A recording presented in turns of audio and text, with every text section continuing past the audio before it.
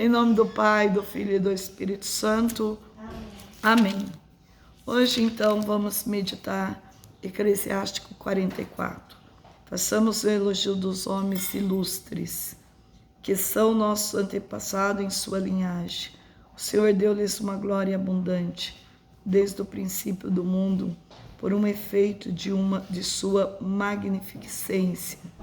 Eles foram soberanos em seus estados, foram homens de grande virtude, dotados de prudência.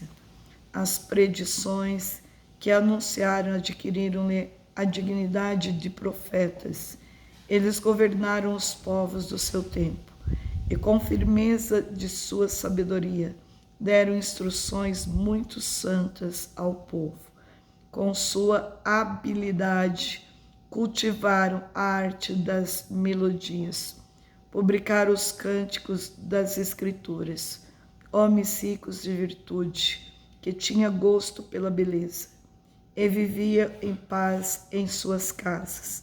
Todos eles adquiriram fama junto de seus contemporâneos e foram a glória de seu tempo. Aqueles que deles nasceram deixaram um nome que publica seus louvores. Outros há, dos quais não se tem lembrança. Pereceram como se nunca tivesse existido. Nasceram, eles e seus filhos, como se não tivessem nascido. Os primeiros, porém, foram homens de misericórdia. Nunca foram esquecidas as obras de sua caridade. Na sua posteridade permanecem os seus bens. Os filhos de seus filhos são uma santa linhagem, e seus descendentes mantêm-se fiéis às alianças.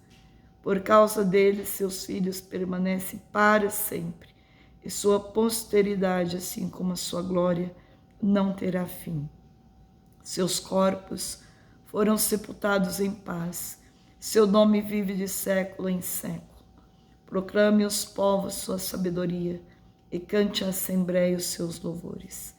Enoque agradou a Deus e foi transportado ao paraíso, para excitar as nações à penitência.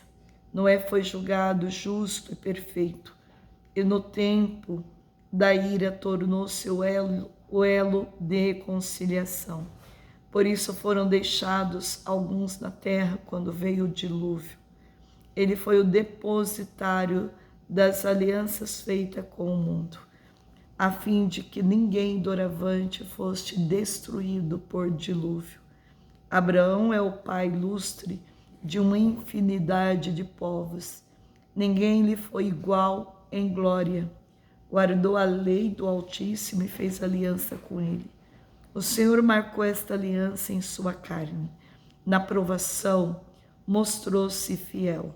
Por isso jurou Deus que o havia de glorificar na sua raça e prometeu que ele cresceria como pó da terra. Prometeu-lhe que exaltaria sua raça como as estrelas e que seu quinhão de herança se estenderia de um mar a outro, desde o rio até as extremidades da terra. Ele fez o mesmo com Isaque por causa de seu pai Abraão. O Senhor deu-lhe a bênção de todas as nações e confirmou sua aliança sobre a cabeça de Jacó. Distinguiu-se com suas bênçãos. Deu-lhe a herança e repartiu entre as 12 tribos. Conservou-lhe homens cheios de misericórdia, que encontra graça aos olhos de toda a carne. Palavra do Senhor, graças a Deus. Então, aqui o Deus está usando, da pessoa que é Jesus, que escreveu esta carta de Eclesiástico, está usando dele para ressaltar e bendizer, fazer um elogio a toda a genealogia, a todo o seu antepassado. Façamos, então, o elogio dos homens ilustres, que os nossos antepassados, que são os nossos antepassados em sua linhagem. Então, o Senhor deu-lhes uma glória abundante, desde o princípio do mundo, por efeito daquilo que é a sua magnificência. Deus é o soberano, Deus é o todo-poderoso. E Deus, então, escolheu homens maravilhosos, mulheres maravilhosas, para deixar a marca do seu esforço, da sua santidade. Quando a gente vê uma pessoa como Enoque, que agradou a Deus e foi transportado ao paraíso, para excitar as nações à penitência. Depois a gente vê Noé, foi julgado justo e perfeito, e no tempo da ira tornou-se o elo de reconciliação. A gente vai vendo cada pessoa, depois Abraão, e o pai ilustre de uma infinidade de povos. Ninguém lhe foi igual em glória. Guardou a lei do Altíssimo e fez aliança com ele. O Senhor marcou esta aliança em sua carne. Na provação, mostrou-se fiel. Veja, é na provação que nós temos que mostrar quem nós somos para Deus. Se somos pessoas realmente que têm um coração que bate conforme as batidas do coração de Deus, elas têm que bater em todas as situações, em toda circunstância. Eu preciso andar dentro da vontade do meu Deus. Então aqui, quando a gente olha para estes homens que passaram por um caminho difícil, árduo, um caminho de muita luta, a gente fica com o coração cheio de alegria, né? Porque Deus é bom o tempo todo Deus é bom. A mesma coisa a gente vai ver, né, em cada um deles e até os que não estão aqui, né, muitos que nem Jacó, Isaac e assim por diante. Nós vamos enxergando nestes homens que é possível sim viver uma vida de santidade, uma vida de renúncia, uma vida de obediência à voz de Deus. E nesta quarta-feira, dia 22, a leitura de Esdras 9, do 5 a 9. Na hora da oração da tarde, eu, Esdras, levantei-me da minha prostração e com as vestes e o manto rasgado, caí de joelhos, estendi as mãos para o Senhor, meu Deus, e disse: meu Deus, estou coberta de vergonha e confusão a levantar a minha face para ti, porque nossas iniquidades multiplicam-se acima de nossas cabeças, e nossas faltas se acumularam até o céu, desde os tempos de nossos pais até este dia. Uma grande culpa pesa sobre nós por causa de nossas iniquidades. Nós, nossos reis e nossos sacerdotes, fomos entregues às nações dos reis estrangeiros, à espada do cativeiro, a pilhagem e a vergonha, como aconteceu ainda hoje. Mas agora, por um breve instante, o Senhor nosso Deus concedeu-nos a graça de preservar dentro de nós um resto, de permitir que nos fixemos em seu lugar santo. Assim o nosso Deus deu brilho aos nossos olhos e concedeu-nos um pouco de vida no meio de nossa servidão, pois éramos escravos, mas em nossa servidão o nosso Deus não nos abandonou, antes conseguiu para nós o favor dos reis da Pérsia, deu-nos bastante vida para podermos reconstruir o templo de nosso Deus e restaurar suas ruínas, e concedeu-nos um abrigo seguro em Judá, em Jerusalém. Palavra do Senhor, graças a Deus. O salmo de resposta hoje é Tobias 13, de 2 a 3, e a nossa resposta é: bendito seja Deus que vive eternamente. A proclamação do Evangelho é o Evangelho 9, do 1 a 6.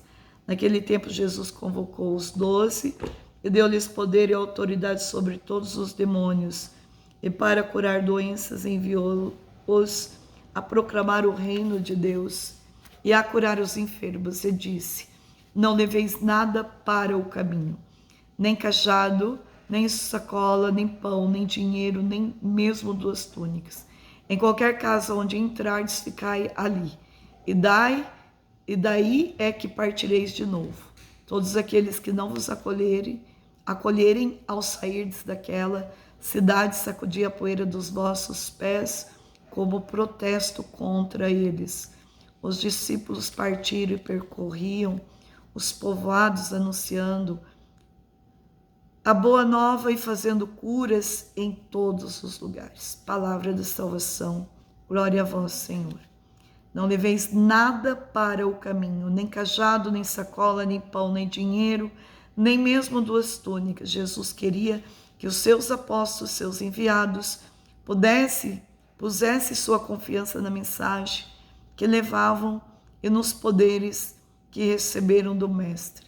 Usassem dos meios que encontrassem, mas não condicionastes o anúncio aos cuidados e apoios humanos. Quanto às necessidades pessoais, devia confiar que o Senhor providenciaria o que lhes fosse necessário para evangelizar de verdade. Não precisamos de muitas coisas. O Cristo, que é tudo, não possuía nada. Até suas vestes foram repartidas no alto da cruz. Os 12 foram e voltaram felizes. Que lindo, né? É muito bonito esta palavra. O difícil é viver. Eu mesmo não sei carregar pouca coisa. Sempre falta alguma coisa quando eu carrego pouca coisa. Tem que pensar em material de missão, tem que pensar em muita coisa. Hoje, dia 22, São Maurício e companheiros. As perseguições romanas contra o cristianismo, que tiveram início com o imperador Nério por volta do ano 65, chegaram ao grau máximo de intensidade e crueldade, exatamente nos últimos anos, que compreendem o período de 295 e 310 da era cristã.